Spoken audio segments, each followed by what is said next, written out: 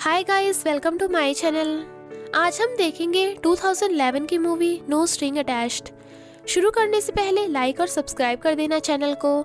Movie start होते ही हम देखते हैं दो बच्चे, एमा और एडम, जो अपनी स्कूल की पिकनिक पे आए हुए हैं।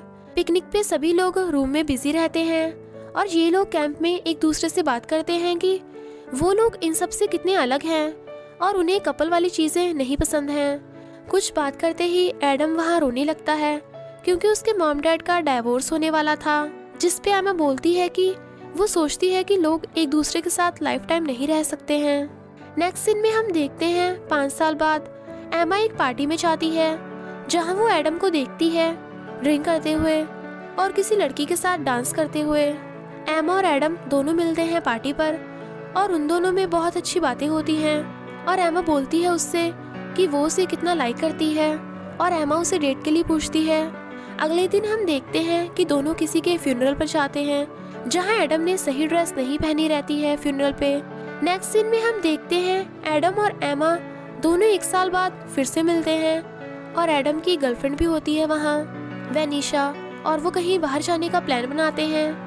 नेक्स्ट सीन में हम देखते हैं एडम अब एक असिस्टेंट डायरेक्टर बन चुका होता है मूवी का और वो मूवी की शूटिंग कर रहे रहते हैं। वहाँ से निकलते ही वो अपने डैड के पास जाता है जो कि एक फेमस एक्टर हैं, उन्हें एक अच्छी सी स्क्रिप्ट पढ़ाने जो उसने लिखी है और वो दोनों वहाँ बात करते हैं कि वो कितने सैड हैं उसके ब्रेकअप के बाद वेनिशा से।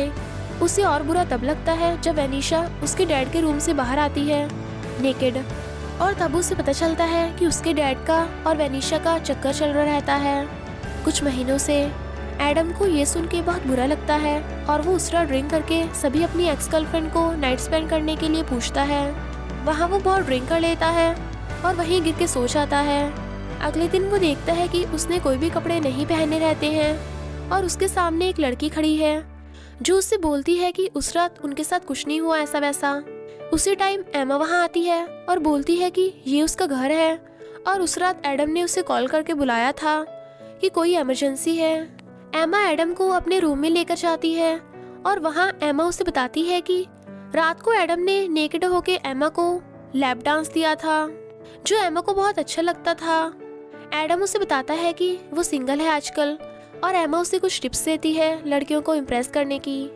उसके बाद एडम उसे बोलता है कि ये चीज़ वो प्लीज़ किसी को नहीं बताए और एमा अपने काम पे चली जाती है। फिर हम देखते हैं कि एडम एमा को कॉल करता है डेट के लिए पूछने के लिए और वही टाइम एमा वहाँ आ जाती है अपने मेल कोवर्कर के साथ, जहाँ एडम बहुत ऑकवर्ड फील करता है एमा से बात करने में और उसे बोलता है कि वो कितनी खूबसूरत लग रही है आज।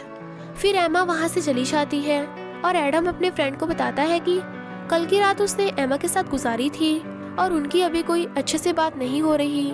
उस पे उसका फ्रेंड बोलता है कि शायद वो एडम में इंटरेस्टेड नहीं है और शायद उसका कोई चक्कर चल रहा होगा अपने कोवर्कर के साथ और शायद दोस्ती बिछाने के लिए वो एडम से बात कर रही है। अगले दिन हम देखते हैं कि एडम एमा के हॉस्पिटल आ जाता है जहां वो काम करती है उसे सरप्राइज देने। उस पे एडम उससे पूछता है कि उसने उसका कॉल आंसर क्यों नहीं किया है, जिस पे वो बोलती है कि उसे कोई रिलेशनशिप नहीं चाहिए अब और वो उसकी फ्रेंड ही रहेगी।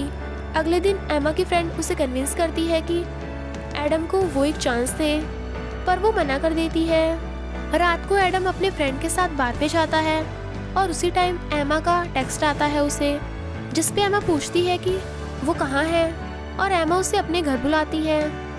फिर हम देखते हैं कि एडम और एमा बेड पे हैं और बात करते हैं कि उनका सेशन कितना अच्छा गया, जिस पे एडम उसे कडल करने लगता है, पर एमा उससे बोलती है कि वो उसके साथ इमोशनल नहीं होना चाहती है और बोलती है कि उसे कोई और चाहिए रहता है हर रात उसके साथ सोने के लिए।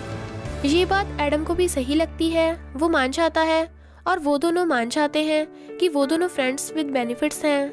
एडम उसे बोलता है कि ये सब काम नहीं करेंगे क्योंकि एमा उससे प्यार करने लगेगी, जिस पे एमा बोलती है कि अगर किसी को एक दूसरे के लिए फीलिंग्स आएंगी तो वो लोग मेकआउट करना छोड़ देंगे और वो लोग अलग अलग जगह पे मेकआउट करने लगते हैं और थोड़े और रूल्स बनाते हैं कि कोई झगड़ा नहीं होगा उनके बीच और कोई जेलस भी नहीं होगा और कोई एक दूसरे से झूठ नहीं बोलेगा। फिर एक दिन एमा अपने कोवर्कर सैम के साथ फ्लर्ट करती है, जिस पे एडम जेलस हो जाता है। सैम एडम को बोलता है कि वो उसे लाइक करता है और उसके लिए कुछ भी कर सकता है।